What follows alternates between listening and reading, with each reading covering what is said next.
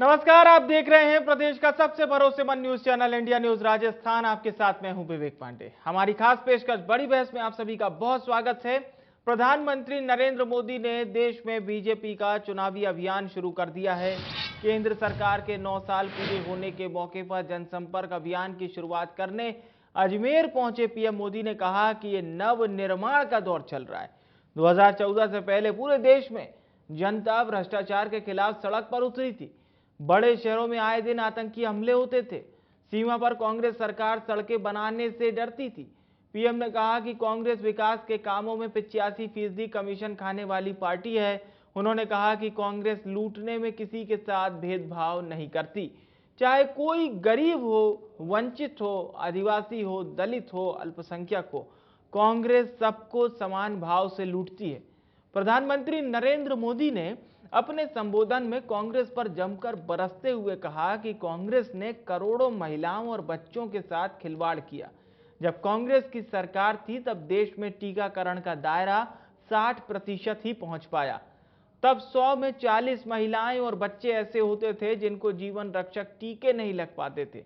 यदि अभी कांग्रेस की सरकार होती तो कोरोना का टीका सबको लगाने में 40 साल लग जाते। कांग्रेस ने वीरों की धरती और यहां के वीरों के साथ हमेशा धोखा किया। कांग्रेस ने 4 दशक तक 1 रैंक 1 पेंशन के नाम पर सैनिकों के साथ विश्वासघात किया। भाजपा सरकार न होती तो यह फायदा किसी को नहीं मिलता। पीएम मोदी ने आगे कहा कि देश की जनता अब कांग्रेस के झांसे में नहीं आने वाली है। आपको बता दें कि पीएम मोदी का पिछले 8 महीनों में राजस्थान का यह 6वां दौरा है। पीएम मोदी ने 10 मई को सिरोही के आबू रोड में सभा की थी। इसके पहले 12 फरवरी को दौसा में सभा की थी। 28 जनवरी को पीएम ने भीलवाड़ा के आसींद में सभा की थी और इससे पहले पिछले साल 1 नवंबर को पीएम मोदी ने बांसवाड़ा के मानगढ़ धाम में सभा की थी। माना यह जा रहा है कि चुनाव से पहले पीएम मोदी की आज की रैली से राजस्थान में बीजेपी को मजबूती मिलेगी। पीएम अपने संबोधन के जरिए पार्टी कार्यकर्ताओं में फिर से जोश भरने की कोशिश करके गए हैं। इन सबके बीच सवाल ये उठते हैं कि बीजेपी का सियासी समीकरण साधने के लिए प्लान मोदी कितना सफल रहेगा। बीजेपी की रणनीति कितनी सफल रहेगी और बीजेपी के खिलाफ कांग्रेस के पास क्या प्लान है। इसके अलावा और भी कई सवाल उठते हैं जिन पर आज बड़ी बहस में हम चर्चा करेंगे। और चर्चा में हमारे साथ जयपुर स्टूडियो से कुछ खास मेहमान भी जुड़ेंगे।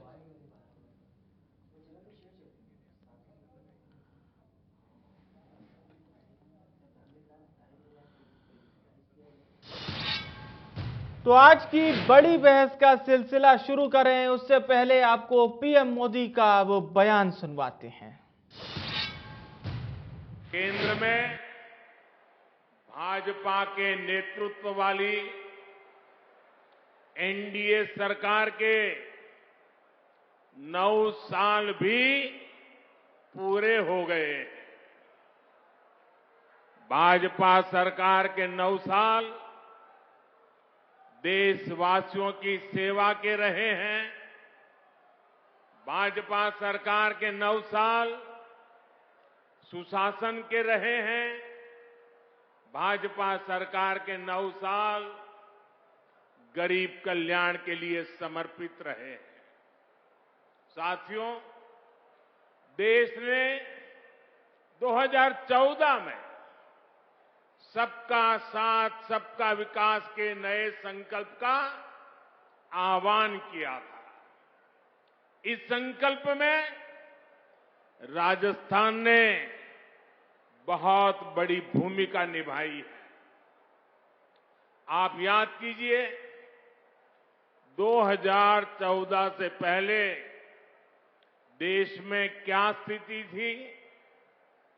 पूरे देश में जनता भ्रष्टाचार के विरुद्ध सड़क पर उतरी हुई थी। बड़े बड़े शहरों में आए दिन आतंकी हमले होते थे। कांग्रेस सरकार सीमा पर सड़कें बनाने से भी डरती थी।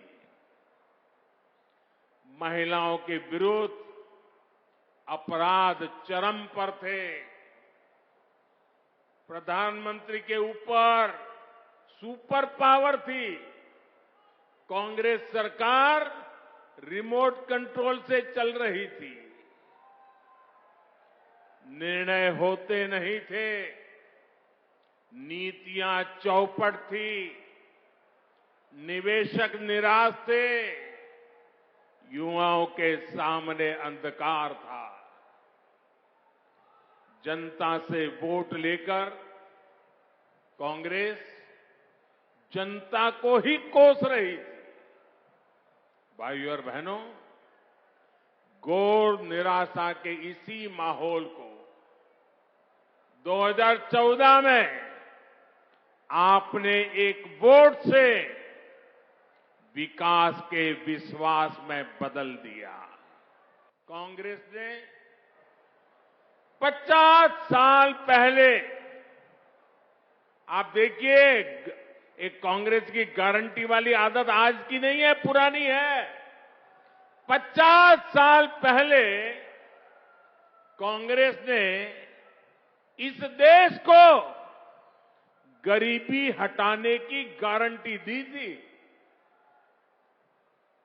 और ये गरीबों के साथ किया गया कांग्रेस का सबसे बड़ा विश्वासघात है। कांग्रेस की रणनीति रही है कि गरीबों को भरमाओ, गरीबों को तरसाओ। यहां राजस्थान के आप लोगों ने भी इसका बहुत नुकसान उठाया है। साथियों, कांग्रेस ने किस तरह देश की करोड़ों महिलाओं और बच्चों के जीवन से खिलवाड़ किया, इसका उदाहरण कांग्रेस के समय चीला टीकाकरण अभियान है। जब कांग्रेस की सरकार थी तो देश में टीकाकरण का दायरा सिर्फ 60% के आसपास ही पहुंच पाया था। उस समय कांग्रेस के शासन के काल में 100 में से 40 गर्भवती महिलाएं और बच्चे ऐसे होते थे जिन्हें जीवन रक्षक टीके नहीं लग पाते थे। अगर कांग्रेस सरकार होती तो देश में टीकाकरण की कवरेज 100% होने में 40 साल और लग जाते। मंत्री का आज का भाषण सुनकर कांग्रेस को ये बात तो समझ में आ रही होगी कि यूपीए 1 और यूपीए 2 के दौर में प्रधानमंत्री नरेंद्र मोदी क्यों लेके गए और क्या वाकई में राजस्थान में बीजेपी नरेंद्र मोदी के ही चेहरे पर चुनाव लड़ने जा रही है। क्या इस भाषण को नवंबर में होने वाले चुनाव से पहले दिया हुआ एक प्रमुख और चुनावी भाषण के तौर पर देखें। चर्चा को हम शुरू करते हैं, जानने की कोशिश करेंगे। प्रतीक सिंह जी कांग्रेस पार्टी के नेता हैं, हमारे साथ जुड़ चुके हैं और साथ ही साथ बीजेपी नेता भी हमारे साथ जुड़ेंगे। प्रतीक जी, आपका बहुत स्वागत है। क्या वाकई में भारतीय जनता पार्टी के पास चेहरों की कमी है? क्योंकि मैं तो आप लोगों से जब मुखातिब होता हूं तो आपके नेता तो यही कहते हैं कि भाई नेता राजस्थान में नहीं है, इसलिए अमित शाह जी और मोदी जी को आना पड़ता है। ये 6वां दौरा है वैसे मोदी जी का। जी देखिए, जब आज भाषण दे रहे थे प्रधानमंत्री मोदी जी तो बौखलाहट जो थी वो उनके भाषण में साफ दिखाई दी। जिस तरीके से वो राजस्थान में जन कल्याणकारी जो नीतियां चल रही हैं, जन कल्याणकारी जो योजनाएं चल रही हैं, उसको उन्होंने कोसने का काम किया। अब उनकी मोदी जी के 9 साल की जो उपलब्धि है वो मैं आपको बताया था। उनकी उपलब्धियां हैं हाथरस, कठुआ, उन्नाव और अभी जो हमारी पहलवान बेटियां पिछले 30-35 दिन से दिल्ली में एक चीज अपने न्याय के लिए बैठी हुई थी, उनके साथ किस तरीके से बर्बरतापूर्ण व्यवहार किया, और जो इनके सांसद है उसके खिलाफ बोलने को भी तैयार नहीं है। तो ये तो इनके 9 साल की उपलब्धियां हैं। और दूसरी बात अगर मैं राजस्थान की करूं तो राजस्थान पे देखिए इनके हर दिन जो मुख्यमंत्री के कैंडिडेट हैं वो बढ़ते जा रहे हैं।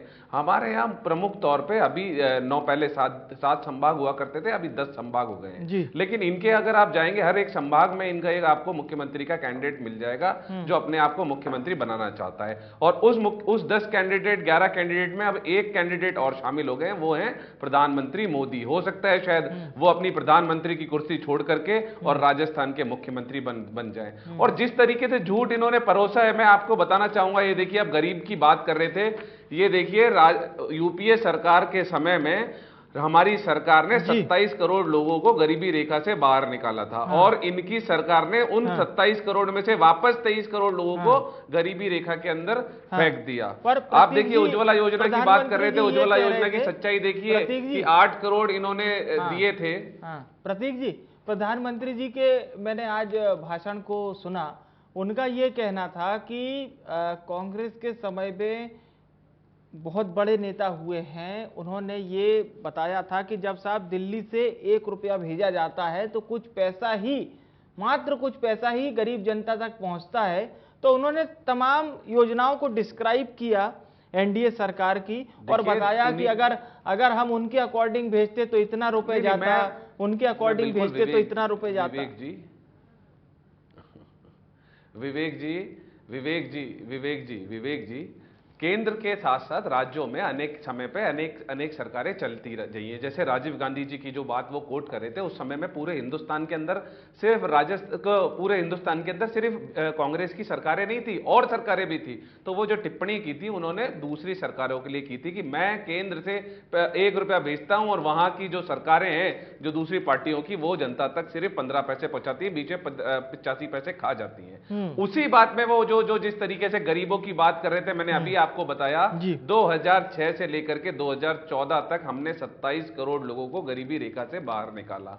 पिछले 1 साल में, ये रिपोर्ट है, ये देखिए आपको मैं लेकर के आया हूं, और ये रिपोर्ट ये बताती है कि पिछले 2 साल में कोरोना के समय में वापस 23 करोड़ लोगों को गरीबी रेखा के अंदर ढकेल दिया। दूसरी जो योजना की ये बहुत ज्यादा ताली पीटते हैं, ढोल नगाड़े पीटते हैं, वो है उज्ज्वला योजना। उज्ज्वला योजना के अंदर रामेश्वर तेली जी जो इनके राज्य मंत्री हैं गैस और प्राकृतिक गैस और पेट्रोलियम के, उन्होंने 2021 में बताया कि 8 करोड़ कनेक्शन बांटे। उसमें से 4.25 करोड़ ने पहली बार कनेक्शन सिलेंडर नहीं भरवाया और 7.25 करोड़ ने दूसरी बार नहीं भरवाया, क्योंकि 450 रुपए का सिलेंडर जब 400 रुपए का था, जब मोदी जी बोलते थे कि आप जब वोट देने जाएं तो सिलेंडर को नमस्कार करके जाइएगा, आज 1100 रुपए का सिलेंडर हो गया। इसलिए उज्ज्वला योजना के अंदर गैस सिलेंडर नहीं भरवा पा रहे। किसानों की बात करी, किसानों की आय दुगनी करने की बात की थी 2022 तक, 2023 आ गया, कुछ करने की बात ही नहीं है। किस तरीके से 1 साल तक किसान दिल्ली के दहलीज पर बैठे रहे और 700 किसानों की शहादत हो गई जब उनकी सुध नहीं ली। ये 3 दिन पहले की एक खबर है कि एक किसान ने 3 टन प्याज बेची है और जेब से 986 रुपए उसको देने पड़े। मतलब 3 टन प्याज बेचने के बाद पैसे मिलने तो दूर, जेब से उसको पैसे देने पड़े।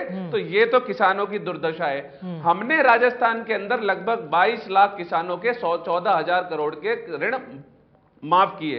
राजस्थान में पहली बार हुआ है रिकॉर्ड तोड़ पे। 29,71,000 किसानों को 19,740 करोड़ रुपए का ब्याज मुक्त ऋण दिया है हमने।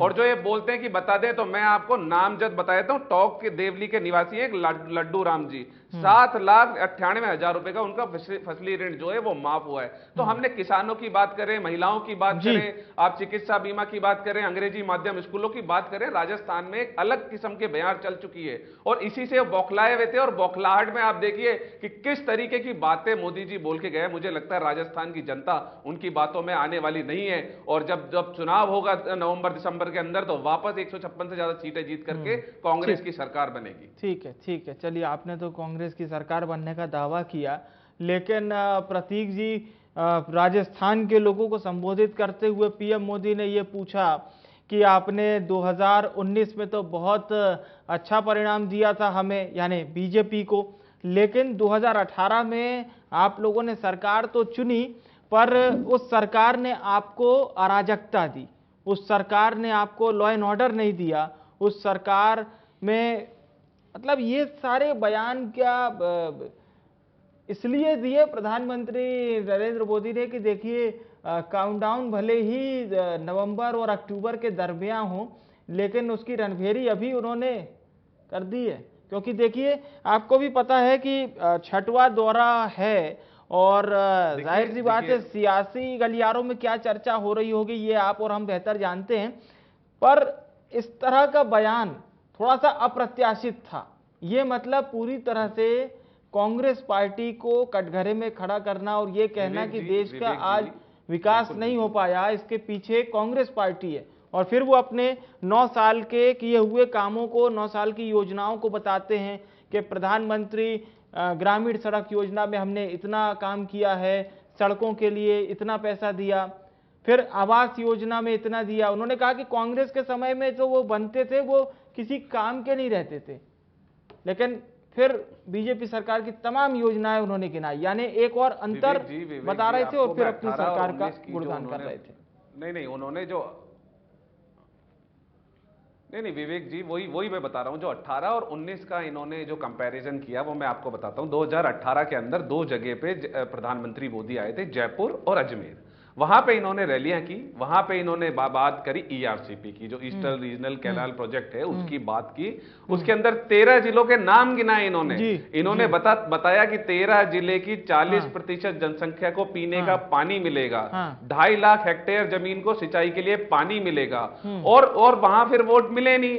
तो जनता ने फिर इन्होंने राष्ट्रीय परियोजना उसको घोषित नहीं की, तो जनता को लगा कि चलिए ठीक है, कोई बात नहीं, 2019 में एक बार इनको वोट देकर के देखते हैं, सारे 25 के 25 सांसद जिता करके देखते हैं कि हमारे को पीने के लिए पानी और सिंचाई के लिए पानी तो मिलेगा। लेकिन वो बात जो है वो आज तक अधूरी है। आप देखिए आज तक अधूरी है। और अपने पुराने वादे को याद क्यों नहीं करते मोदी जी? जब अजमेर आए हैं, और अगर कोई प्रधानमंत्री आता है तो मुझे लगता है जिस भी प्रदेश में आ रहा है उसको उसका फायदा होना चाहिए, और अपने पुराने वादे को याद करते हुए अगर वो ईआरसीपी को राष्ट्रीय परियोजना बनाने की घोषणा करते अगर अजमेर की धरा से, तो मुझे लगता है उनका आना सार्थक होता। लेकिन वो प्रधानमंत्री होने के नाते यहां नहीं आए थे, वो बीजेपी के एक मुख्यमंत्री कैंडिडेट के नाते शायद यहां पर आए थे, क्योंकि जो बाकी के कैंडिडेट है उनसे तो कुछ हो नहीं रहा है। तो अब इनको, अब भाजपा वालों को लग रहा है कि गली गली जैसे निगम के चुनावों, उपचुनावों, किसी में भी मोदी जी को ले जाने को तैयार हैं। पिछले दिनों एक खबर छपी थी कि हर जिले में मोदी जी की रैली कराई जाएगी, क्योंकि इनके जो लोकल लीडर हैं वो बिल्कुल निकृष्ट साबित हो चुके हैं, उनके बस की कुछ है नहीं। मोदी जी को भी ये पता लग गया है कि उन्हीं को, लेकिन आप देखिए जिस तरीके से कर्नाटक में जिस तरीके से रिजल्ट रहे, मोदी जी को नकार दिया, उसी तरीके से राजस्थान की जो जनता है वो कांग्रेस पे साथ विश्वास जताएगी और वापस से सरकार बनाएगी। चलिए ठीक है, पर ऐसा आपको लगता नहीं है प्रतीक जी कि जो इंदिरा सागर बांध परियोजना शुरू हुई थी, अगर उस दायरे में किसी परियोजना को लाया जाए तो कहीं ना कहीं राजस्थान की भी स्थिति को सॉल्व किया जा सकता है, और खासतौर से जो राजस्थान से अन्य राज्य लग रहे हैं वहां पर भी ये परेशानी बनी रहती है, पानी की बात कर रहा हूं मैं। तो ऐसी कोई प्रबुद्ध योजना आए जिससे फायदा मिले। अब मैं ये नहीं कह रहा हूं कि वो किस सरकार में किसके काल में आई थी, लेकिन उस योजना से वाकई में राजस्थान और मध्य प्रदेश में जो लोग पेयजल की समस्या से जूझ रहे थे या फिर किसानों को उनकी खेत के लिए पानी नहीं मिल पाता था, तो कहीं ना कहीं इंदिरा गांधी सागर परियोजना ये जो थी इसने बहुत हद तक राहत पहुंचाई थी। जी देखिए ईआरसीपी जो योजना थी उसकी डीपीआर 2016-2017 के अंदर तैयार हुई थी, वसुंधरा राजे जी की सरकार थी। और इसका माइलेज लेने के लिए मोदी जी जब प्रचार करने आए 2018 के अंदर जयपुर में और अजमेर के अंदर, तो उन्हें इसका माइलेज लेने की कोशिश की कि ये हम हमारा काम गिनाएंगे और उस पर हमको वोट मिल जाए। लेकिन राजस्थान की जनता ने इनके थोथे वादों को नकार दिया और इनको वोट नहीं दिया। तो अब ये जब वोट ही नहीं मिला इनको पूर्वी राजस्थान से, तो ये वहां पर उसको परियोजना कैसे घोषित कर दें। तो मेरा मानना यह है कि अगर वो ईआरसीपी राष्ट्रीय परियोजना घोषित हो जाती है, क्योंकि वो प्रोजेक्ट 37,000 करोड़ रुपए का था, और जैसे जैसे समय बढ़ेगा, आप देखिए रिफाइनरी जो था वो हमारा प्रोजेक्ट डबल कॉस्ट का हो गया, क्योंकि समय पे काम नहीं हुआ। तो ईआरसीपी का काम भी अगर समय पे नहीं होगा, 37,000 करोड़ की परियोजना हो सकता है 50,000 करोड़ की हो जाए, 60,000 करोड़ की हो जाए, और कोई भी राज्य एक परियोजना के लिए 37,000 करोड़ रुपए खर्च नहीं कर सकता, तो केंद्र में उसकी जरूरत पड़ती है। राष्ट्रीय परियोजना के अंदर 90% पैसा केंद्र सरकार को देना होता है। अब वो आप राष्ट्रीय परियोजना घोषित नहीं करना चाहते, चलिए फिर भी कोई बात नहीं, हमने वहां पे पिछले बजट में भी 9,000 करोड़ रुपए की उसके अंदर घोषणा की थी, और हमने लगभग 1100 करोड़ रुपए के उसमें काम कर भी दिए। चाहे धीरे धीरे सही, लेकिन हम उसको पूरा करेंगे। अगर ईआरसीपी में केंद्र सरकार हमारी मदद करती और राष्ट्रीय परियोजना बनाती तो उस काम को जल्दी कर लिया जाता, और 40% जनसंख्या को पीने का पानी मिलेगा। मोदी जी को यह सोचना चाहिए, तो कम से कम उसको राष्ट्रीय परियोजना घोषित करना चाहिए। चलिए, ये बहुत अच्छी बात है, और हमारे दर्शकों को भी हम बता दें, ईआरसीपी बहुत ही महत्वपूर्ण योजना है जो कि 13 जिलों को कवर करती है, और वाकई में बहुत बड़ा प्रोजेक्ट है। हमारे साथ राखी राठौड़ जी भी जुड़ चुकी हैं, भारतीय जनता पार्टी की नेता हैं। राखी जी, आज तो आप लोगों के लिए बहुत अच्छा दिन रहा होगा, क्योंकि जब आपसे हमारी परसों चर्चा हो रही थी तो आप बता रही थी कि भारतीय जनता पार्टी का चेहरा एक ही होता है, कमल का फूल। तो प्रधानमंत्री नरेंद्र मोदी आए, 9 साल की अपनी तमाम परियोजनाएं गिना दिए, लेकिन वापस वही वो 2013-14 वाले मोदी जी मुझे दिखाई दिए, क्योंकि जो सवाल पूछ रहे थे कि वो 1 रुपए चल के जो गांव तक पहुंचता है, 10 पैसा 5 पैसा कैसे बन जाता है। खैर राखी जी, सवाल बहुत सारे होंगे। बहरहाल, आज प्रधानमंत्री की रैली से क्या पूरे राजस्थान बीजेपी को एक अच्छा मैसेज गया? मोदी जी एक लीडर, इस तरह के लीडर हैं जिसके लिए मैं गर्व से कहती हूँ कि एक ऐसी पार्टी की मेंबर हूँ जहां पर मोदी जी जैसे लीडर हमें मिले, जिसने हमारे देश को आगे बढ़ाने का। आपने कहा 2014 का बात,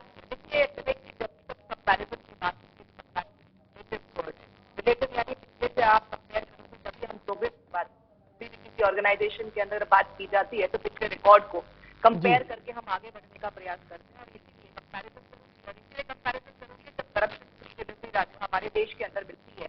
इसीलिए कंपैरिजन जरूरी है कि राजीव गांधी जी का जब स्टेटमेंट आता है कि 1 रुपया था तो ऐसे ही जाकर के बेनिफिशियरी तक पहुंचता था। ये लोगों तक पहुंचना कि करप्शन के साथ किस तरह से कांग्रेस पार्टी का पुराना नाता रहा, और इसीलिए जब कभी किसी भी योजना की बात की जाती है उसमें आने वाले पैसे की बात की जाती है। मतलब मैं तो ये कहना चाहूंगी जो डायरेक्ट बेनिफिट ट्रांसफर की इन्होंने बात की वो बहुत बड़ा एक काम था।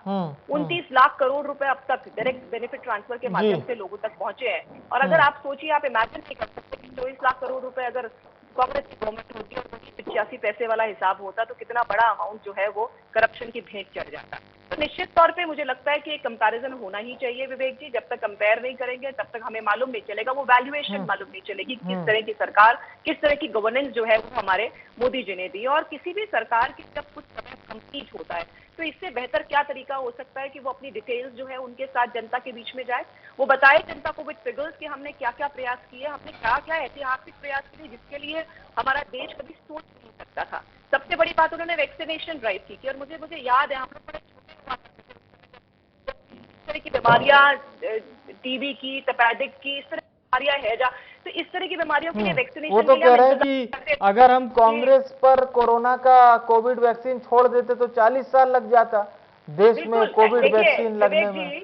मैं आपको याद दिलाना चाहूंगी जब 2020 में पहली बार इस महामारी को हमने झेला, तब कांग्रेस के ही प्रवक्ता, और मुझे बहुत बार इसी डिबेट पे जाने का मौका भी मिला, उन्होंने कहा कि हमें जिस स्पीड से हमारी जनसंख्या है और जिस स्पीड से वैक्सीनेशन हो रहा है कितने साल लग जाएंगे, इतना हाइप क्रिएट किया। कई लोगों ने, विपक्ष की पार्टियों ने ये भी कहा कि मोदी की वैक्सीन है, पहले मोदी लगाए, बीजेपी की वैक्सीन है। तो इस तरह की जो हाइप क्रिएट की, इसको देखो रॉन्ग प्रूव किया। आज मुझे लगता है विवेक जी, अगर इन 9 सालों में सबसे मुश्किल समय अगर मैं किसी को कहूं तो वो कोरोना वाला पीरियड था। उस समय एक ऐसा पीरियड था जो बहुत असमंजस की स्थिति थी। वैक्सीन जिसके लिए हमेशा हम लोग बाहर के देशों पर डिपेंड किया करते थे या इंतजार करते थे कि WHO जब इस वैक्सीन को फ्री करेगा तब हम अपने देश के अंदर उस वैक्सीन को लगवाएंगे। लेकिन हमने पहली बार ना केवल खुद यहाँ लगाया, इसके अलावा 100 से ऊपर देशों को हमने उस वैक्सीन को अवेलेबल भी कराया। यानी लेने की स्थिति में नहीं, देने की स्थिति में हिंदुस्तान बनता है। तो निश्चित तौर पे मुझे गर्व होता है, और मैं धन्यवाद देना चाहूंगी मोदी जी को कि उन्होंने इस तरह से 220 करोड़ वैक्सीन की डोजेस जो है उनके माध्यम से लोगों को इसके काबिल बनाया कि आज दुनिया की सबसे 5वीं जो बड़ी अर्थव्यवस्था के रूप में हम स्टैब्लिश हुए। तो आप खुद सोच नहीं सकते। जब मैं एक सवाल आपसे जरूर पूछना चाहूंगा, ईआरसीपी को लेकर प्रतीक जी ने भी सवाल किया और सीएम गहलोत ने यह कहा था कि मोदी जी ने इसी धरती से इस बात की घोषणा की थी कि ईआरसीपी को राष्ट्रीय परियोजना बनाया जाएगा। तो सीएम गहलोत पूछ रहे हैं कि उसको राष्ट्रीय परियोजना कब बनाएंगे मोदी जी? देखिए विवेक जी, मैं आपसे जब कनेक्ट हुई तो मैं सुन रही थी प्रतीक जी को, कि उन्होंने बोला कि 90% जो पैसा है वो सेंट्रल गवर्नमेंट की तरफ से आएगा अगर नेशनल इसको प्रोजेक्ट के रूप में मान्यता दी जाती है। तो मैं आपको बताऊं कि ये ILR स्कीम में शामिल हो गया है। इंटरलिंक रिवर प्रोजेक्ट के अंदर ERCP को शामिल किया है, जिसमें 90% पैसा सेंट्रल गवर्नमेंट द्वारा प्रतीक जी आप दिया जाएगा। हाँ। और अगस्त के अंदर इसकी पूरी रूपरेखा बन गई है। अभी जिस फॉर्म में इनको पूरा प्रोजेक्ट चाहिए, वो प्रोजेक्ट यहाँ से अगर चला जाता है तो आपके चैनल के माध्यम से इस बात का विश्वास दिलाती हूँ कि 1 महीने के अंदर ये प्रोजेक्ट जो है वो आएगा। और जिस तरह की प्रतीक जी की डिमांड थी, 90% पैसा सेंट्रल गवर्नमेंट द्वारा। कुछ कहना चाह रहे हैं शायद आपकी बात सुनकर प्रतीक जी। आपने 20 मिनट तो उनको बुलवाया, मुझे तो 5 मिनट। बिल्कुल, आप पूरा समय लीजिए, आप बिल्कुल। 9 साल का मुझे तो कच्चा दिक्कत 9 साल की बतानी है बातें, तो मुझे थोड़ा समय ज्यादा मिलना ही चाहिए। बिल्कुल बिल्कुल, आप पर्याप्त समय लीजिए। इंटरलिंक्ड रिवर प्रोजेक्ट के माध्यम से ERCP को लाने का जो प्रयास किया जा रहा है, वैसा ही प्रोजेक्ट जो है वो केन बेतवा प्रोजेक्ट है, जो MP और UP में जो नदियां हैं उनको जोड़ करके बनाया जा रहा है। और ऐसा ही प्रोजेक्ट यहाँ पर हमारे प्रदेश के अंदर लाने का प्रयास किया जा रहा है। लेकिन स्टेट गवर्नमेंट, आप जानते हैं, उनको आपसी झगड़े के अंदर के अलावा कोई काम ही नहीं है। अगस्त के महीने में ये प्रपोजल स्टेट गवर्नमेंट के पास आ गया। और जैसा प्रतीक जी की डिमांड थी, 90% पैसा सेंट्रल गवर्नमेंट द्वारा वहन किया जाएगा और 10% पैसा जो है वो स्टेट गवर्नमेंट को देना होगा। निश्चित तौर पे 13 जिले, जहां पर हमारी 40% से लगभग जनसंख्या निवास करती है, उनको पानी पीने का जो वादा किया मोदी जी ने, उस वादे के साथ अभी भी खड़े हैं। और देखिए, समय पर काम पूरा करना, करप्शन फ्री काम पूरा करना, तय समय तय पैसा विदाउट करप्शन, ये पहचान रही है। आज कोई से भी हाईवेज देख लीजिए, आप कोई से भी इंफ्रास्ट्रक्चर देख लीजिए, बिना किसी करप्शन के टाइम समय के साथ में, समय सीमा के साथ में हमने जो काम पूरा करने का काम किया है, तो निश्चित तौर पे जनता का विश्वास मोदी जी पे है। और यही उनकी पहचान है, यही उनकी ताकत है। और उन्होंने कहा भी इस बात को, जब ईगो सामने आती है ऐसे लोगों की जो विदेश में जाकर के बातें करते हैं, लेकिन यहाँ पर कोई सुनता नहीं है, इसलिए यहाँ तो खैर कहने से मतलब नहीं है, लेकिन हिंदुस्तान की जनता सुनती है। और वही इम्पोर्टेंट है हमारे लिए। कर दिया तो मैं एक बयान आपको बता दूं, मानसिकता, एक बयान बता दूं। आपने अब जिक्र कर दिया विदेश जाकर, तो राहुल गांधी जी ने तो ये भी कहा था कि अगर मोदी जी के सामने मान लीजिए भगवान आते हैं तो वो भगवान को भी समझाएंगे, बताएंगे कि देखिए ऐसा ऐसा है। देखिए, समझ, इसके लिए अकल चाहिए होती है ना सर विवेक जी, समझ चाहिए होती है। अब समझ ही नहीं होगा, उसको क्या समझ आएगा? समझदार हो तो उसको कुछ समझाया जाए, लेकिन जिसकी समझ की लेवल ही नहीं है ऐसी, तो उसके सामने बहस करना भैंस के आगे बीन बजाने जैसा होता है। इसीलिए वो तो कुछ भी कह सकते हैं। उनका तो पूरा विजनरी नेता मानती हूं उनको, वो विजनरी नेता हैं। उनका विजन, उनको मुबारक हो। पर उनका विजन, हमने कई तरह की चीजें देखी है उनके विजन की, और उनका विजन ये परिवारवाद की देन है। उनकी क्वालिटी सिर्फ ये है कि उन्होंने गांधी सरनेम लगा रखा है, वो भी कहीं से आयातित एक्सपोर्ट किया हुआ सरनेम है। इसके अलावा क्वालिटी क्या है? किसी परिवार में पैदा होना इंपॉर्टेंट नहीं है। अगर आप में क्वालिटी है तो आपको मौका मिलना चाहिए, और यही चीज भारतीय जनता पार्टी को कांग्रेस से अलग करती है। वो तो भारत जोड़ो यात्रा में उन्होंने कहा था राहुल गांधी है ही नहीं, राहुल गांधी आपको दिखाई दे रहा है, मुझे नहीं दिखता। आप वहां पे देखा, वो प्रेस कॉन्फ्रेंस में सारे के सारे मीडिया वाले लोग हंस रहे थे इस बात पे कि राहुल गांधी है नहीं है। थोड़ा पुरानी जानकारी भी मिलती रहनी चाहिए। हाँ, बहुत देर से प्रतीक तो होना ही चाहिए। हाँ, बहुत देर से प्रतीक जी कुछ कहना चाह रहे हैं। मैं आऊंगा आपके पास राखी जी, आपकी बात पूरी करेंगे। प्रतीक जी बोलिए।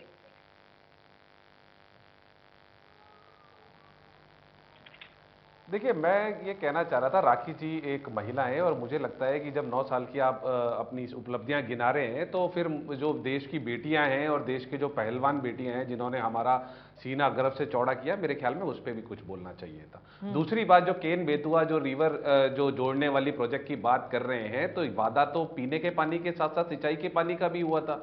जो 2.5 लाख हेक्टेयर जमीन है जिसको सिंचाई का पानी मिलना था, वो सिंचाई के लिए पानी कहां से लेकर के आएंगे किसान?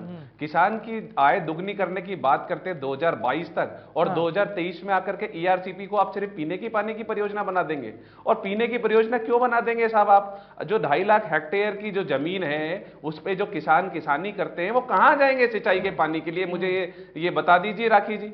आप उसको गोलमोल करके ERCP का पूरा स्वरूप ही बिगाड़ना चाहते हैं। और आपकी जानकारी के लिए आपको बता दूं, क्योंकि वो वसुंधरा जी ने वो DPR लेके आए थे, तो हो सकता है बीजेपी अब ये नहीं चाहती हो कि वसुंधरा जी की DPR पे काम हो जाए और अशोक गहलोत जी की सरकार के रहते काम हो जाए, नहीं तो इन दोनों को इसका फायदा मिल जाएगा। मैं आपको कह रहा हूं, फिर अपील कर रहा हूं, ईआरसीपी पे जो प्रधानमंत्री मोदी जी ने जो वर्ड टू वर्ड जो बात बोली थी अजमेर और जयपुर में आकर के, आप उसी को राष्ट्रीय परियोजना घोषित करवाइए।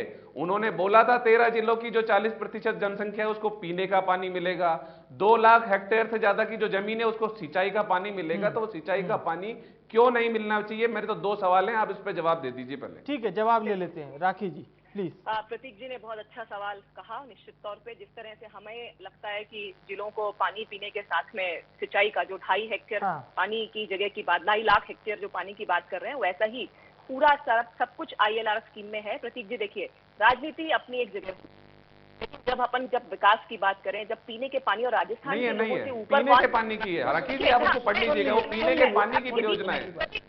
नहीं, वो पीने के पानी की परियोजना है। राखी जी आप गलत मत बोलिए। आप बोलेंगे तो आवाज दबाएंगे, ऐसा नहीं, गलत, आप गलत बोल रहे हैं ना, वो गलत कोट कर रहे हैं, उस स्कीम को ही आप गलत कोट कर रहे हैं। अगर आप गलत कोट करेंगे तो मुझे बोलना पड़ेगा बार बार हर बार आप जब डिबेट में आती है तो आप गलत कोट करती हैं चीजों को। चलिए ठीक है, टेक्निकल आप भेजिए मत, आप यहीं खोलिए और आप उसको पढ़ के बता दीजिए, यहीं पे चैनल के सामने आप ओपन करिए और पढ़ के बता दीजिए। तो ठीक है, नहीं तो मुझे हटा दे, इनका ही सुन लीजिए बात फिर। तो मैं आपसे विवेक जी ये कह रही थी, राजस्थान एक ऐसा प्रदेश जो कि पानी की वैल्यू को सबसे ज्यादा समझता है, और मैं आपको इस बात का विश्वास दिलाती हूँ, जिस 2.5 लाख हेक्टेयर पानी के सिंचाई के पानी की बात हो रही थी वो भी इसके अंदर इंक्लूडेड है। जब इंक्लूडेड है तो यहाँ पे इशू ही नहीं है। इशू है यहाँ पे सिर्फ और सिर्फ इस बात का कि हम जो है, क्योंकि सेंट्रल गवर्नमेंट 90% पैसा इसका देगी, कैसे न कैसे जो मोदी जी ने बात की वो कैसे इंप्लीमेंट हो जाए। राजस्थान सरकार तो हमेशा से ही काम को रोकने के लिए, उस काम को आपसी झगड़े के बीच में किसी भी चीज को, पॉजिटिव चीज को करने के लिए रुकने का काम करती है। ILR स्कीम को ढंग से पढ़ा होता प्रतीक जी ने तो उनको मालूम चलता कि 2 लाख हेक्टेयर सिंचाई की भूमि की भी पानी उसके अंदर मिलेगा, जो ERCP के अंदर था एग्जैक्टली वैसा ही। आप यहीं खोलिए उस डॉक्यूमेंट को और यहीं पढ़ के बता दीजिए चैनल के ऊपर ही। आप देखिए फिर गलत बोल रही है। मैं कह रहा हूँ यहीं पे डिबेट खोलिए और यहीं पे आप पढ़ के बता दीजिए उसको। तैयारी, और मैं आपको रिपोर्ट भेजूंगी, पूरी प्रोजेक्ट रिपोर्ट है मेरे पास में।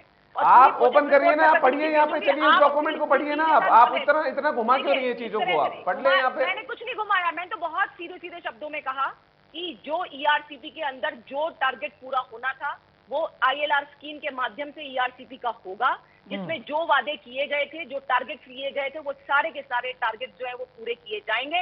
मेरा आपसे फिर हाथ जोड़ के निवेदन है, जो प्रपोजल वहां से आया हुआ है ILR स्कीम के लिए, जिसमें 90% पैसा सेंट्रल गवर्नमेंट देगी, उस स्कीम को, उस प्रोजेक्ट को कृपया करके वापस भेज दें, पूरा कंप्लीट करके, जिससे कि इस पूरे, अदरवाइज 2023 में तो भारतीय जनता पार्टी की गवर्नमेंट आएगी और निश्चित तौर पे हम इस प्रोजेक्ट को ILR स्कीम के माध्यम से पूरा करेंगे ही करेंगे। लेकिन अच्छा होता, एक अच्छा संदेश जाता कि पानी पीने की बात पर राजनीति नहीं होनी चाहिए, और जो सरकारें हैं चाहे अलग अलग पार्टी की हों, लेकिन एक साथ मिलकर के इस काम को करना चाहती हैं, ऐसा एक प्रयास, एक ऐसा काम करना चाहिए अगर अपनी नेगेटिविटी से आप बाहर निकल जाएं तो इस तरह की देखिए भ्रम मत फैलाइए। और जो प्रोजेक्ट है उसकी रिपोर्ट मैं आपको प्रतीक जी भेजूंगी, जिसके अंदर आप देखिएगा कि किस तरह से सिंचाई के पानी के लिए भी इस प्रोजेक्ट के अंदर प्रोविजन है।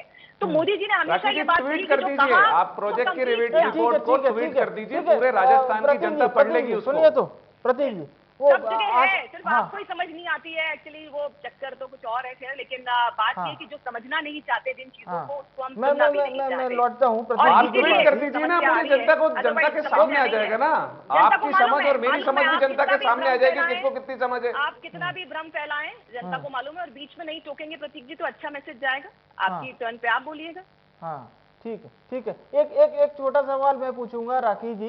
कांग्रेस पार्टी हर बार ये कह रही है ना कि ERCP को लेकर कुछ कह नहीं रही है केंद्र सरकार, तो क्या वो मतलब अभी बचा के रखा है, उसके लिए कुछ आप लोग अच्छा प्लान कर रहे हैं? विवेक जी, पहली चीज, कांग्रेस पार्टी के कहने से मोदी जी काम नहीं करेंगे। पहली चीज, उनके कहने ना कहने से हमें कोई फर्क नहीं पड़ता। एक ऐसी पार्टी है ना केंद्र में, देखिए काम करना इंपॉर्टेंट है विवेक जी। विपक्ष क्या बोल रहा है क्या नहीं बोल रहा है उसको जवाब देना इंपॉर्टेंट नहीं है, हमें जनता की जवाब चाहिए, उनको हम जवाब देंगे। जो काम कर रहे हैं वो सबके सामने नजर आएगा। मैंने बताया आपको, ILR स्कीम का अनाउंसमेंट अगस्त में ही हो गया था, लेकिन हम क्या करना चाह रहे हैं, हम तो देखना ही नहीं चाहते हैं, हम तो उसको पढ़ना ही नहीं चाहते हैं। हर बार आप देखिए, हर डिबेट के अंदर सेम चीजें, सेम बातें, सेम चीज लेकर के आते हैं, पढ़ना ही नहीं चाहते हैं कि दुनिया चेंज हो चुकी है। आज 8 महीने से ऊपर के ऊपर ILR स्कीम का प्रोजेक्ट जो है वो स्टेट गवर्नमेंट के पास बैठा है, लेकिन ये लोग करने को तैयार नहीं है। तो देखिए, इनके कहने नहीं कहने से हमें फर्क नहीं पड़ता, फर्क पड़ता है जनता की रिक्वायरमेंट पे। और हमेशा मोदी जी ने यही बात कही है, विपक्ष कुछ भी कहता रहे, विपक्ष तो हर दिन चेंज होता है। आज नहीं, देखिए लेकिन ना, आप सुनना सारे के चाहिए सारे ना लोग विपक्ष इकट्ठे को। हो रहे हैं। सरकार जो का एंटी विपक्ष ये भी दायित्व होता है, विपक्ष को भी सुनना चाहिए। कभी सुन कोई लिया, विपक्ष में, इम्प्लीमेंट कर कभी दिया कोई ना। पक्ष में, बदला विवेक बदली जी, होती रहती काम है, करना सब इम्पोर्टेंट चलता है, रहता है। काम करना हाँ। इम्पोर्टेंट है, वो काम प्रक्रिया में हाँ, है, वो हाँ, चल रहा है। हाँ। आप जो हमारा जल संसाधन मंत्रालय, चाहे वहां से आप पर्सनली कांटेक्ट कर लेते हैं, आप तो दिल्ली में है, वहां से ले सकते हैं डिटेल्स ये वाली। जी, आप कहेंगे तो मैं जी, आपको डिटेल्स भेज दूंगी इस जी, प्रोजेक्ट की पूरी, इसमें सब जी। कुछ इंक्लूडेड है। अब निवेदन यही है सरकार से विवेक कि जी, अशोक विवेक गहलोत जी। जी जिस धैर्य की, ठीक, जिसकी ठीक, बात ठीक, करते हैं, अच्छी, उसको ये एक बार छोड़ करके हाँ। काम करना अगर शुरू करें ग्राउंड पे, तो लोगों जी, का भला होएगा जी। राजस्थान। तो काम लगातार जारी है प्रतीक जी, आप लोग को क्यों संदेह हो रहा है? काम चल रहा है उस पर। विवेक जी, मैंने 2 सवाल पूछे थे। एक तो हमारी जो पहलवान बेटियां हैं और महिला मैं होने जवाब के देने नाते में जिस पे भूल गई एक टिप्पणी बोलना। करनी चाहिए थी बता राखी दूंगी, जी मैं को, बता वो देती नहीं हूँ। की। हाँ। आप अलाउ करें दूसरी तो बात कर दूंगी। मैं अभी राखी जी से आपके हाँ, चैनल आऊंगा के मैं माध्यम आपके से पास। अपील करता हूं, अगर इनके पास वो डॉक्यूमेंट है तो आप उसको ट्वीट कर दीजिए, पूरे राजस्थान की जनता उसको पढ़ लेगी और आपके विवेक और मेरे विवेक की सच्चाई भी जनता के सामने आ जाएगी। और इसके सच्चाई पता लग जाएगी कि आप कितनी बात बोल रहे हो और उसमें क्या सच्चाई है। ठीक है। दूसरी बात, ईआरसीपी जो परियोजना है, हम तो खुले मन से कहते हैं कि वसुंधरा राजे जी की सरकार ने उसको कंसीव फिर किया वही था। बातें हैं। 2017 के अंदर उसकी डीपीआर तैयार हुई थी। ठीक है, और ठीक है, वो 2018 बहुत के अंदर वृहद जब मोदी जी वृहद आए है। थे हाँ। तो या तो वो गलत बयानी कर रहे थे, हाँ, या तो उनको पता ही नहीं था कि ईआरसीपी प्रोजेक्ट क्या था, या तो उनको पता ही नहीं था पूरी प्रोजेक्ट के बारे में कि क्या प्रोजेक्ट है, गलत बयानी करके गए, मतलब वोट सरकार मांगने को के लिए गलत जानकारी बयानी नहीं थी, करके गए, ऐसा? और या आज की सरकार को तारीख में वो जानकारी गलत नहीं थी। बयानी कर रहे हैं। आपके बयान से तो ऐसा बिल्कुल, लग रहा है कि आप प्रोजेक्ट बताइए की ना, बिना जानकारी बिना सरकार को बिना थी। केंद्र सरकार की जानकारी के मोदी जी बोल जा रहे हैं, अब परियोजना को चेंज कर रहे हैं आप। हाँ।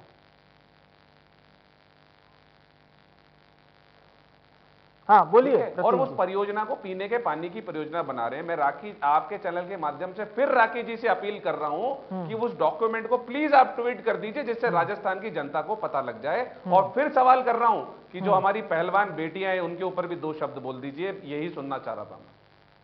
हाँ, मैं प्रतीक जी की बात का जवाब देना चाहूंगी। पहलवान बेटियों का जो प्रकरण है वो पूरा का पूरा कोर्ट में चल रहा है। कोर्ट ने भी इस काम के लिए जो समिति बनाई है वो अपना पूरा प्रोसेस कर रही है, पुलिस की इन्वेस्टिगेशन चल रही है। और निश्चित तौर पे जिस तरह से सरकार ने हमेशा से बिना कोर्ट में नहीं गया अभी, भेदभाव के राखी काम जी फिर किया है, गलत बात है, सुन कोर्ट तो में नहीं लीजिए, गया। सुन तो समिति बना दी लीजिए। है, अगर अब आप क्वेश्चन को दिल्ली के जवाब पुलिस को के पास है। मिलने दीजिए ना थोड़ा सा, प्लीज प्लीज। कोर्ट ने एक समिति बना दी है, नहीं बनाई। हाँ। फॉर्म है, उस हाँ। समिति के माध्यम से इस पूरा जो प्रोसेस है, जो पूरे एलिगेशन है, उनके इन्वेस्टिगेशन चल रहे हैं। सुप्रीम कोर्ट पे तो विश्वास कीजिए। सुप्रीम कोर्ट अगर तय करेगा, और लगातार सबने ये कहा है, सभी लोगों ने, और भारतीय जनता पार्टी हमेशा से इस बात को है कि अगर गलती हुई है तो उस पर सजा होनी चाहिए, चाहे कोई भी हो, और उसी बात पे हमेशा टिकी रहेगी। सुप्रीम कोर्ट में जब ये काम चल रहा है, उन्होंने समिति के माध्यम से इस पूरी की जानकारी कराई है। उसके बाद अगर मैं ये कहना चाह रही हूँ कि हर महिला का मान सम्मान, आत्मसम्मान जो है वो इम्पोर्टेंट है, लेकिन न्याय के हिसाब से काम होना चाहिए। जो न्याय रहेगा, जिस हिसाब से सुप्रीम कोर्ट डिसाइड करेगा, उस हिसाब से ही काम होगा। और उनके इन्वेस्टिगेशन जब कोई चल रही है तो उस पर टिप्पणी करना ना प्रतीक जी को और ना मुझे शोभा देता है। लेकिन जहां तक बात है न्याय की, तो निश्चित तौर पर जिस तरह विवेक जी, से हमेशा से न्यायोचित विवेक बात जी, के वैसे ही विवेक हम जी। काम करेंगे। अब हाँ, इसमें करते हैं प्रतीक जी, आपका टर्न आता है ना, ऐसे इस तरह से बौखलाहट किस लिए है? हाँ, तो मैं आपसे सारे सीधे सवाल हैं निवेदन उनके कर रही पास। थी। हाँ। मैं निवेदन जी, कई सारे सवाल हैं, इसलिए वो बार बार टर्न चाह रहे हैं तो अपनी। एक एक करके क्योंकि पूछने की तो मैं तो देश जवाब की देने को बेटियों के तैयार हूँ साथ विवेक जी। गलत वैसे भी व्यवहार कर 50 रहे हैं, मिनट में इसलिए आपने मेरा 2 ही लोगों सवाल को है, रखा इसलिए हुआ मुझे है, बार-बार बोलना तो पड़ नंबर रहा है। सभी का आ ही जाएगा क्वेश्चन का। चलिए, मुझे लगता है ठीक है, कि इसमें प्रॉब्लम आई ये अच्छी बात है। लेकिन प्रतीक जी और राखी जी, अब क्योंकि देखिए हमारा विषय तो आज के मोदी जी के बयान और वो था, अब आपने लेकिन पहलवानों का जिक्र किया, तो ये सवाल तो खैर बहुत दिनों से जनता के सामने भी है, और केवल एक तरफा नहीं है। ऐसा नहीं है कि पहलवानों के सब पक्ष में ही है, उनके विरोध में भी बहुत बड़ी संख्या में लोग हैं। वो ये भी कह रहे हैं कि भाई जब असॉल्ट हुआ था तो उसके 6 साल बाद आप क्या 6 साल, तो ऐसे बहुत सारे सवाल हैं। हम भी ट्विटर मीडिया ये सब देखते रहते हैं। लेकिन प्रतीक जी, मेरा एक सवाल छोटा सा आपसे ये रहेगा कि प्रधानमंत्री जी ने ये कहा कि 4.5 सालों में सरकार को चली ही नहीं, मंत्री विधायकों से लड़ रहे थे, मुख्यमंत्री एक और नेता से लड़ रहे थे, और यही सब चला है। तो क्या यही सब चला है? सही में राजस्थान की जनता पिस गई और कुछ नहीं हुआ? 6 महीने का और समय है विवेक जी, दोनों हाँ, तो दोनों चीज प्रधानमंत्री जी ने आप ही लोगों से पूछी है जी। दोनों हाँ, हाँ। दोनों चीजों का सवाल देता हूं, उसका जवाब दे देता हूं। जी। जो राखी जी ने बोला वो बात बिल्कुल असत्य है। सुप्रीम कोर्ट ने सिर्फ दिल्ली पुलिस को नोटिस जारी किया था एफआईआर दर्ज कराने के लिए, उसके बाद में कोई अब वो हो गया ना प्रतीक जी, वो विषय थोड़ा बाहरी है। मैं इसीलिए वो बात बोल दिया, आप दोनों को संबोधित करते हुए बोला हूँ कि उससे बहुत कुछ चल रहा कर है। लेने दीजिए 10 सेकंड में मैं मेरी अच्छा ठीक है, बोल लीजिए, आप बोल लीजिए। वो आपको अगर राजस्थान से भी बहुत मेरे को 10 सेकंड में महत्वपूर्ण मैं विषय लग रहा है। पहलवानों की बातों का मतलब आप सीरियसली नहीं लेना चाहते देश की बेटियों को, नहीं आप देश की बेटियों को सीरियसली नहीं लेना चाहते। चलिए राकेश जी प्लीज, प्रतीक जी बिल्कुल सीरियसनेस के साथ आप अपनी बात को पूरा कीजिए, बोलिए। बिल्कुल बिल्कुल। उसके बाद में पॉक्सो जो एक्ट है, पॉक्सो एक्ट के अंदर कोई एफआईआर अगर दर्ज होती है तो तुरंत उस जिसके वो जो अक्यूज होता है उसको गिरफ्तार आज नहीं मालूम चला प्रतीक जी, आपको पुलिस ने कहा कि वो नाबालिग नहीं ये थी। दिल्ली पुलिस जो केंद्र सरकार के अधीन आती है उसके ऊपर सबसे मैं पहले कोशिश करूंगा। पुलिस के कहने से क्या होगा, आप रिपोर्ट दर्ज कीजिए ना, पुलिस तो कुछ भी कहती रहेगी। राजस्थान के लिए कहने के लिए कुछ है ही नहीं ना। चलिए ठीक है प्रतीक जी, मुझे लगता है आपने अपनी बात रख ली होगी। प्रतीक जी मुझे लगता है आपने अपनी बात रख ली होगी, ठीक है प्रतीक जी। अब आप उस सवाल का जवाब दे दीजिए। मुख्य मुद्दा जो राजस्थान की बात पे आ रहा हूं मैं, राजस्थान की बात पे तो आ जाऊं मैं, प्लीज। हाँ बिल्कुल बिल्कुल। अब राजस्थान की बात पे आ रहा हूं जी, बोलिए। बिल्कुल राजस्थान की बात पे आ रहा हूं। राजस्थान में जो पिछले साल जो हमारी जीटीबी ग्रोथ थी, जीएसडीपी की जो ग्रोथ थी वो लगभग 11.04% थी, जो राजस्थान जो पूरे देश के अंदर नंबर 2 पे है। भाजपा शासित कोई भी प्रदेश टॉप 5 में नहीं है आर्थिक दृष्टि की अगर प्रगति की बात करेंगे। उसके बाद में जो मोदी जी आज शेखी बघार रहे थे कि हमने उज्ज्वला योजना के अंदर सिलेंडर दे दिए, 76 लाख परिवारों को 500 रुपए का सिलेंडर देने का काम राजस्थान की सरकार अब कर रही है। जो 400 रुपए का सिलेंडर था वो 1150 रुपए का कर दिया। और ये राज्यसभा में खुद ने बताया है कि पहली बार और दूसरी बार 7.25 करोड़ लोगों ने सिलेंडर ही नहीं भरवाया। अब राजस्थान में जो अलग अलग जनहितैषी नीतियां चल रही हैं, चाहे से आप चिरंजीवी योजना की बात कर लीजिए, चाहे 100 यूनिट बिजली फ्री देने की बात कर लीजिए, किसानों का कर्जा माफ करने की बात कीजिए, किसानों का 2000 यूनिट बिजली माफ करने की बात करिए। अब ये योजना है, इससे लड़ने के लिए अब इनके पास में कोई टूल है नहीं, तो ये टूल किट बना रहे हैं अब। और टूल किट बनाने के लिए क्या कर रहे हैं, 9 साल की सरकार के बाद भी पूर्ववर्ती कांग्रेसी सरकारों से सवाल कर रहे हैं, अपनी उपलब्धि बता नहीं रहे। उपलब्धि 9 साल की थी, हाथरस, कठुआ, उन्नाव। और जो किसान, जो मैंने अभी आपको बताया 3 टन प्याज बेचने के बाद में भी जेब से 950 रुपए देना पड़ता है, तो ये इनकी राजस्थान की उपलब्धि है। अब जिस तरीके से कर्नाटक में ये जाकर के झूठ बोले थे और बजरंग दल को बजरंग बली से कंपेयर किया था, मुझे लगता है जिस तरीके से कर्नाटक की जनता इनकी बरगलाने की चीजों के अंदर आई नहीं, इनके झूठों के अंदर आई नहीं, इनके जुमलों में आई नहीं, उसी तरीके से राजस्थान की जनता भी अब मोदी जी के जुमलों में फंसने वाली नहीं है और 156 से ज्यादा सीटें जिता करके वापस कांग्रेस की सरकार बनाएगी। चलिए ठीक है। तो राखी जी, मुझे लगता है कि आज के सवालों का जवाब आपको मिल गया होगा। राखी जी नहीं, मेरा कोई सवाल नहीं था प्रतीक जी से, क्योंकि जनता जानती कि क्या काम है। पहले तो मैं आप कहें वैसे कर लूं, प्रतीक जी के सवालों का जवाब दे दूं और उसके बाद 9 साल की गिनाने के लिए इन्होंने कहा था, गिनाने के लिए समय कम पड़ जाएगा क्योंकि मेरे पास इतनी सारी चीजें हैं कि जो गिनाते हुए मैं थक जाऊंगी, लेकिन काम पूरे नहीं होंगे। और वही मोदी जी ने किया। मुझे लगता है सब किसी भी गवर्नमेंट के लिए सबसे जरूरी ये होता है कि वो अपना डिटेल पेश करे कि क्या क्या उन लोगों ने किया। सबसे पहले मैं बात करूं कि इन्होंने जो 4 योजनाएं गिनाई है, चिरंजीवी योजना में आज की न्यूज है, विवेक जी यहाँ के लोकल अखबार की, कि 30 बेड से कम वाले बेड वाले जो हॉस्पिटल्स हैं वो चिरंजीवी योजना से एग्जेम्प्ट हो गए हैं। आप बताइए किसी ग्रामीण क्षेत्र के अंदर कितने ऐसे हॉस्पिटल होते हैं जहाँ पे 30 बेड से ऊपर का हॉस्पिटल होगा।